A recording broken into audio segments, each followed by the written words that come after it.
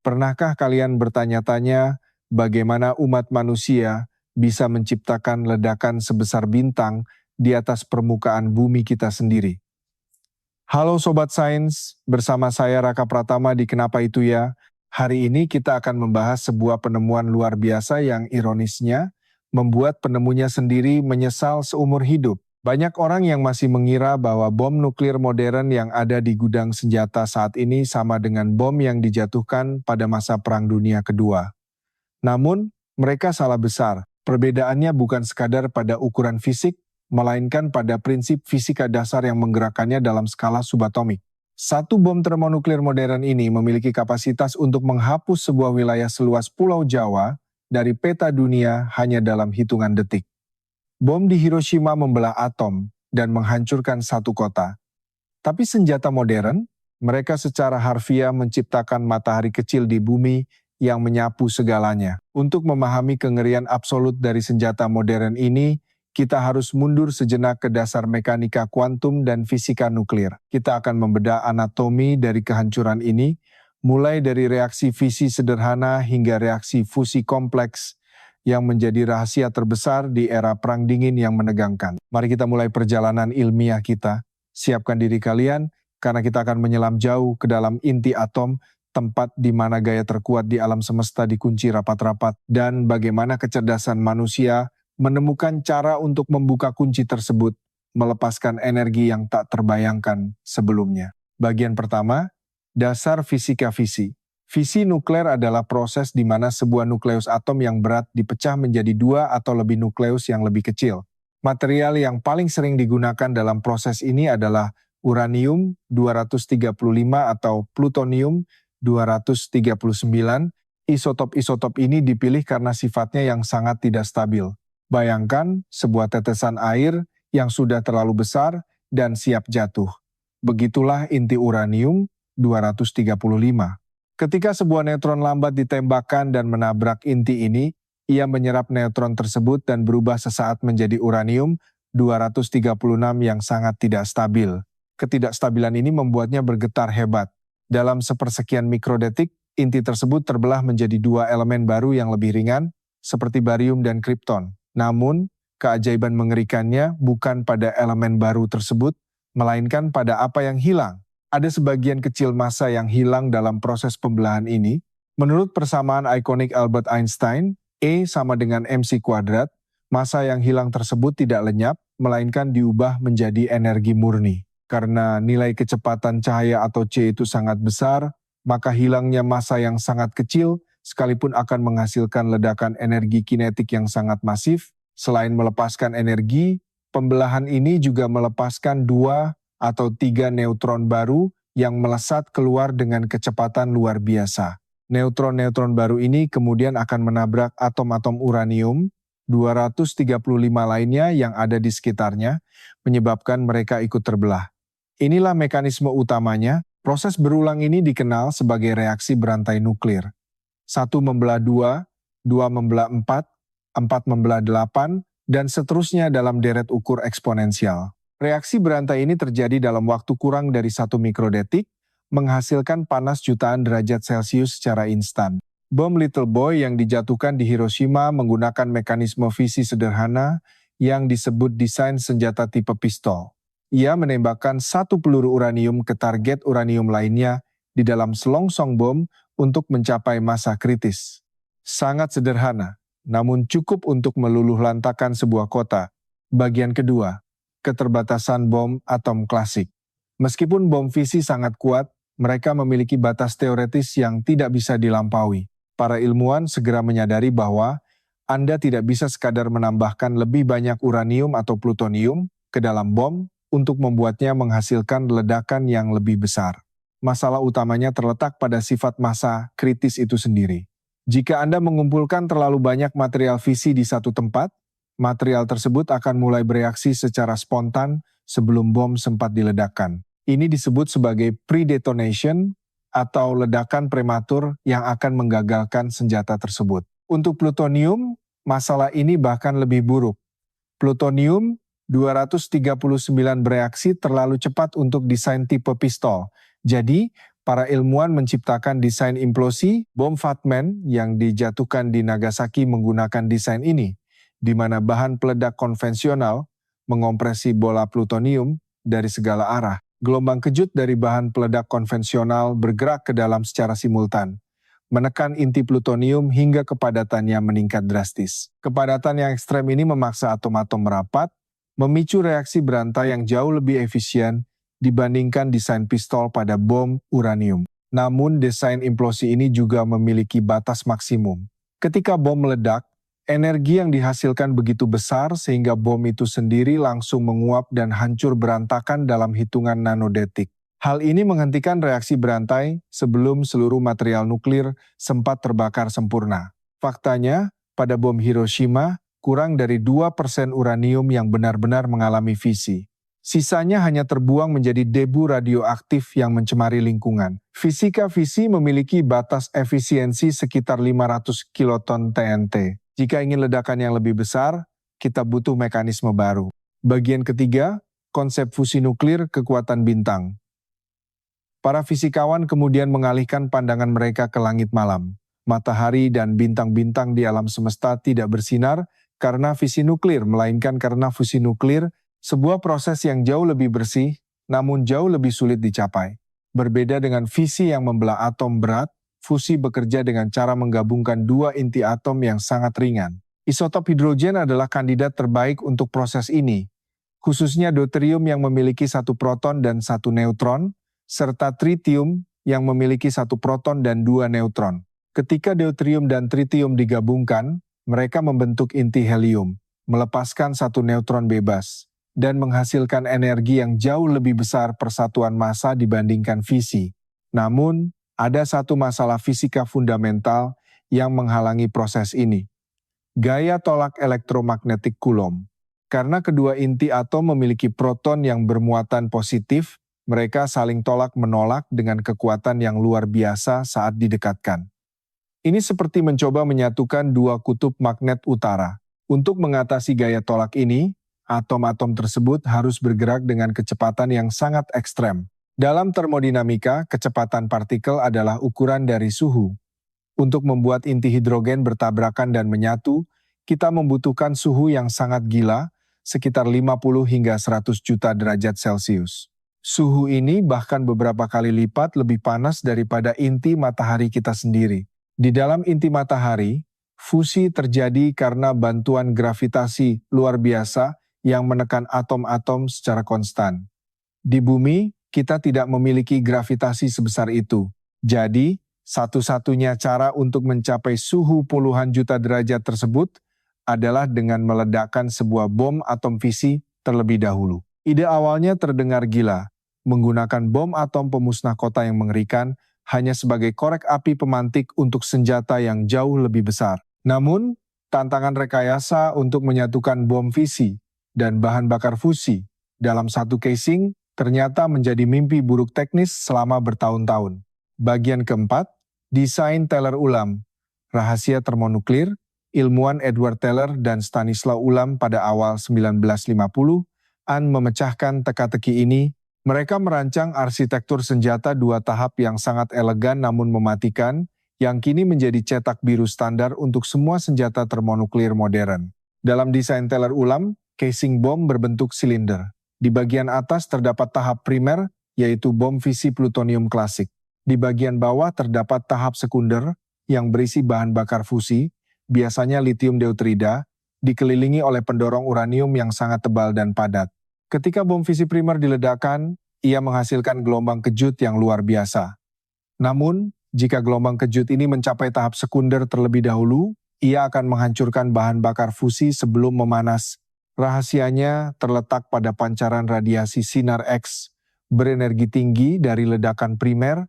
Sinar X bergerak secepat kecepatan cahaya, jauh lebih cepat daripada gelombang kejut fisik. Sinar X ini membanjiri bagian dalam casing silinder bom, memantul di dinding bagian dalam, dan secara instan mengubah lapisan pelindung plastik di sekitar tahap sekunder menjadi plasma superpanas yang mengembang. Ekspansi plasma yang sangat cepat ini menciptakan tekanan implosi yang luar biasa dari segala arah terhadap bahan bakar fusi sekunder, sebuah proses yang disebut ablasi. Tekanan ini mengompresi litium deuterida hingga volumenya menyusut ribuan kali lipat dalam hitungan mikrodetik. Kompresi brutal ini dibarengi dengan panas ekstrem dari ledakan primer. Di bawah kondisi seperti inti matahari buatan ini, atom-atom deuterium dan tritium tidak lagi bisa menolak satu sama lain. Gaya tolak Coulomb akhirnya berhasil ditembus, dan fusi termonuklir yang dahsyat pun menyala. Neutron berenergi tinggi yang memancar dari fusi sekunder ini kemudian menghantam lapisan uranium-238 yang mengelilinginya. Uranium-238 biasanya sulit dibelah, namun neutron dari fusi bergerak sangat cepat sehingga mampu membelahnya, menciptakan reaksi fisi sekunder yang menyumbang separuh daya ledak total. Ini adalah tarian mematikan dari fisi, fusi, dan fisi kembali. Seluruh proses kompleks yang melibatkan mekanika fluida, termodinamika ekstrem, dan fisika partikel ini terjadi, dan selesai sebelum casing bom itu sendiri sempat hancur oleh ledakan awal, sebuah simfoni kehancuran yang terorkestrasi sempurna. Berkat desain Teller Ulam, tidak ada batasan teoretis untuk ukuran bom hidrogen. Anda bisa terus menambahkan tahapan sekunder, tersier, dan seterusnya. Ukuran ledakan kini hanya dibatasi oleh seberapa besar bom yang bisa diangkut oleh pesawat pengebom atau misil balistik. Bagian kelima, skala kehancuran. Untuk memahami perbedaan kekuatannya, kita menggunakan satuan tonase TNT. Bom Hiroshima, Little Boy, memiliki daya ledak sekitar 15 kiloton, setara dengan 15.000 ton TNT, cukup untuk meratakan gedung-gedung dalam radius 1,5 kilometer. Namun, bom hidrogen pertama yang diuji coba Amerika Serikat pada tahun 1952 dengan nama Sandy Ivy Mike memiliki daya ledak 10,4 megaton. Itu setara dengan 10.400.000 ton TNT, hampir 700 kali lipat lebih kuat dari bom Hiroshima. Puncak dari perlombaan senjata gila ini terjadi pada tahun 1961 ketika Uni Soviet meledakkan Tsar Bomba. Desain asli bom ini dihitung mampu mencapai 100 megaton. Namun, karena takut akan radiasi yang menyebar ke wilayah mereka sendiri, para ilmuwan Soviet menurunkan daya ledaknya menjadi setengahnya. Meski telah dikurangi, Tsar Bomba meledak dengan kekuatan 50 megaton, 3.300 kali lebih kuat dari Hiroshima. Kilatan cahayanya bisa dilihat dari jarak 1.000 km. Awan jamurnya membubung setinggi 64 km, menembus lapisan stratosfer hingga ke mesosfer. Gelombang kejut termal dari ledakan Tsar Bomba mampu menyebabkan luka bakar tingkat 3 pada jarak 100 km dari pusat ledakan. Gelombang kejut seismiknya mengelilingi bumi sebanyak 3 kali sebelum akhirnya mereda. Ini bukan sekadar senjata perang, ini adalah alat pengubah geografi. Satu hal yang membuat bom hidrogen jauh lebih mematikan bukan hanya ledakannya, tetapi efek radiasi termalnya. Bola api yang dihasilkan begitu besar dan panas sehingga ia membakar seluruh oksigen di sekitarnya, menciptakan badai api raksasa yang menyedot udara dari wilayah sekelilingnya dengan kecepatan badai. Namun, di era peperangan asimetris modern, ukuran bom yang terlalu besar, seperti Tsar Bomba, dianggap tidak praktis. Senjata sebesar itu sulit dikirim dengan cepat dan akurat. Oleh karena itu, strategi persenjataan nuklir modern beralih dari bom raksasa tunggal menjadi miniaturisasi hulu ledak. Teknologi Multiple Independently Targetable Re-entry Vehicle atau MIRV memungkinkan satu rudal balistik antar benua membawa belasan hulu ledak termonuklir berukuran kecil. Saat berada di luar angkasa, rudal ini akan melepaskan hulu ledak tersebut ke target yang berbeda-beda secara independen. Setiap hulu ledak kecil ini, meskipun ukurannya hanya sebesar kulkas, memiliki daya ledak ratusan kiloton, puluhan kali lebih kuat dari bom Hiroshima. Menyebarkan ledakan ini ke beberapa area strategis terbukti jauh lebih menghancurkan secara taktis dibandingkan menjatuhkan satu bom raksasa di satu titik. Miniaturisasi ini menuntut kepresisian rekayasa yang sangat ekstrem. Lensa bahan peledak inti plutonium dan bahan bakar fusi harus dirangkai dalam casing yang sangat sempit dan tahan terhadap guncangan serta panas saat masuk kembali ke atmosfer bumi dengan kecepatan hipersonik. Dengan teknologi mematikan yang tersebar di berbagai silo bawah tanah dan kapal selam, pemantauan menjadi kunci kelangsungan hidup umat manusia. Bagaimana negara-negara superpower saling mengawasi aktivitas nuklir musuh mereka ketika fasilitas rahasia disembunyikan di bawah pegunungan atau hutan lebat. Inilah peran teknologi radar khusus, seperti Synthetic Aperture Radar atau SAR. Satelit militer yang dilengkapi SAR tidak menggunakan kamera optik biasa yang terhalang awan atau kegelapan malam. Mereka menembakkan gelombang mikro ke bumi dan menangkap pantulannya untuk membuat peta topografi 3 dimensi. Gelombang mikro ini mampu menembus kanopi hutan yang tebal dan lapisan awan badai. Satelit SAR dapat mendeteksi perubahan elevasi tanah sekecil beberapa milimeter jika ada penggalian silo rudal baru atau uji coba nuklir bawah tanah yang menyebabkan tanah ambles. Satelit ini akan segera mengetahuinya. Namun ancaman tidak hanya datang dari rudal balistik negara raksasa. Ada ketakutan besar mengenai proliferasi material nuklir ke tangan kelompok non-negara. Buang lundup uranium atau bom kotor menjadi mimpi buruk bagi keamanan perbatasan internasional. Bagaimana mendeteksi material tersembunyi ini? Mendeteksi uranium 235 yang dilindungi dengan pelindung timbal sangatlah sulit karena radiasi gamma yang dipancarkannya relatif lemah. Disinilah portal monitor radiasi canggih berperan. Sensor ini menggunakan detektor sintilasi plastik yang sangat sensitif terhadap anomali partikel sekecil apapun. Ketika sinar gamma atau neutron dari material radioaktif mengenai bahan sintilator dalam detektor, ia memicu kilatan cahaya mikroskopis. Tabung fotomultiplier kemudian mengubah cahaya ini menjadi sinyal listrik. Algoritma komputer membedakan mana radiasi latar alami dan mana tanda tangan isotop senjata.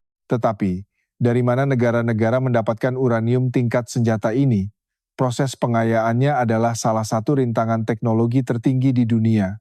Uranium alam yang ditambang dari bumi mengandung kurang dari 1% isotop uranium 235 yang bisa dibelah. Sisanya adalah uranium 238 yang lembab. Untuk memisahkan dua isotop yang identik secara kimiawi, namun memiliki perbedaan massa yang sangat mikroskopis ini, dibutuhkan mesin sentrifugal gas ultra cepat. Uranium diubah menjadi gas heksafluorida dan diputar dalam silinder rotor dengan kecepatan hingga 90.000 putaran per menit. Gaya sentrifugal yang dihasilkan ribuan kali lebih kuat dari gravitasi bumi. Isotop U-238 yang sedikit lebih berat terdorong ke dinding silinder, sementara U-235 yang lebih ringan berkumpul di tengah. Proses ini membutuhkan presisi termodinamika yang sempurna agar rotor tidak hancur karena resonansi. Fasilitas pengayaan seperti yang ada di Natanz, Iran, menyusun ribuan sentrifugal ini secara seri dan paralel dalam apa yang disebut kaskade. Gas uranium dipompa dari satu mesin ke mesin lainnya, secara bertahap meningkatkan kemurniannya dari tingkat reaktor sipil hingga mencapai 90% tingkat senjata. Rantai pasokan material ini sangat dipengaruhi oleh geopolitik global. Negara Kazakhstan, misalnya, menguasai lebih dari 40% produksi uranium dunia.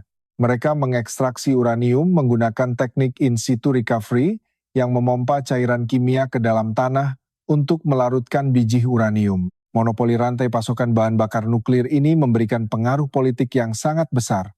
Namun, cadangan uranium darat perlahan akan menipis. Para ilmuwan kini beralih ke sumber yang tak terduga, lautan dunia. Terdapat miliaran ton uranium yang terlarut dalam air laut secara alami. Kadar uranium di laut sangatlah rendah, hanya sekitar 3 mikrogram per liter. Namun dengan volume lautan bumi yang raksasa, jumlah totalnya ribuan kali lipat dari cadangan darat. Teknik ekstraksi bawah laut menggunakan material polimer amidoksim yang dirancang secara molekuler untuk mengikat ion uranil. Rumbai-rumbai polimer ini dibentangkan di dasar laut layaknya hutan rumput laut sintetis. Seiring arus laut mengalir melewatinya, polimer ini perlahan menyerap uranium selama berbulan-bulan. Jika teknologi ini matang, umat manusia akan memiliki pasokan energi nuklir yang praktis tak terbatas selama jutaan tahun. Lalu, adakah kegunaan lain dari daya ledak nuklir selain untuk menghancurkan atau memasak air di reaktor? Pada akhir 1950-an, para ilmuwan mencetuskan proyek Orion, sebuah ide radikal untuk menggunakan bom atom sebagai sistem propulsi roket luar angkasa jarak jauh. Konsep propulsi pulsa nuklir ini bekerja dengan menjatuhkan bom atom kecil dari bagian belakang pesawat ruang angkasa, lalu meledakkannya, Gelombang kejut plasma dari ledakan tersebut akan menghantam plat pendorong raksasa yang dilengkapi peredam kejut hidrolik, mendorong pesawat maju dengan kecepatan tinggi. Secara teoretis, roket Orion bisa membawa muatan jutaan ton ke orbit atau bahkan mengirim misi berawak ke Saturnus hanya dalam hitungan bulan, bukan dekade. Ini adalah satu-satunya teknologi propulsi antar planet yang secara fisika bisa kita bangun dengan teknologi yang sudah ada saat itu. Namun, proyek Orion dibatalkan pada tahun 1963 karena perjanjian pelarangan uji coba nuklir sebagian. Menembakkan ratusan bom atom di atmosfer bumi untuk mengangkat roket keluar angkasa akan menyebarkan dampak radioaktif yang tidak dapat diterima secara lingkungan dan kesehatan global. Bagian ke-6, dampak global dan non-proliferasi. Perjanjian pelarangan uji coba adalah langkah krusial umat manusia untuk menarik diri dari ambang kepunahan. Kita telah menyadari bahwa kekuatan untuk menciptakan matahari di bumi adalah kekuatan yang terlalu besar untuk dimainkan secara sembarangan. Traktat Non-Proliferasi Nuklir atau NPT ditandatangani untuk mencegah penyebaran senjata nuklir, mendorong pelucutan senjata, dan mempromosikan kerjasama dalam penggunaan energi nuklir untuk tujuan damai. Sejak saat itu, ribuan hulu ledak nuklir telah dibongkar dan bahan bakarnya diubah menjadi bahan bakar reaktor. Ironi dari bom hidrogen adalah bahwa prinsip fusi yang sama yang mampu memusnahkan peradaban adalah kunci menuju kelangsungan hidup kita di masa depan. Ilmuwan di seluruh dunia kini berlomba untuk membangun reaktor fusi damai seperti tokamak atau stellarator yang menjanjikan energi bersih tanpa batas. Dalam reaktor fusi, plasma superpanas tidak diledakkan dengan bom fisi, melainkan dikurung menggunakan medan magnet superkonduktor raksasa. Tantangannya adalah menahan suhu 100 juta derajat Celcius cukup lama agar fusi menghasilkan lebih banyak energi daripada yang dikonsumsi untuk menghidupkan mesin. Jika kita berhasil menguasai fusi-fusi damai ini, kita tidak akan lagi membutuhkan bahan bakar fosil yang merusak iklim atau reaktor fisi yang menghasilkan limbah radioaktif berumur panjang. Fusi hanya menggunakan isotop hidrogen yang bisa diekstrak dari air laut, dan limbah utamanya hanyalah gas helium inert. Proyek ITER di Prancis adalah salah satu upaya kolaborasi internasional terbesar dalam sejarah sains untuk membuktikan kelayakan fusi komersial. Ini adalah momen di mana bangsa-bangsa yang dulu saling menodongkan rudal balistik kini bekerja sama dalam satu atap untuk menciptakan matahari buatan demi kebaikan bersama. Kembali ke pertanyaan awal kita, mengapa bom hidrogen 1000 kali lebih mengerikan dari bom Hiroshima? Jawabannya terletak pada kejeniusan dan keangkuhan umat manusia. Kita menembus batas mekanika kuantum, memanipulasi gaya terkuat di alam semesta, dan membungkus kekuatan bintang ke dalam tabung logam. Ledakan fisi memecah ikatan atom dengan brutal, tetapi fusi memaksa penyatuan materi di bawah kondisi neraka termodinamika.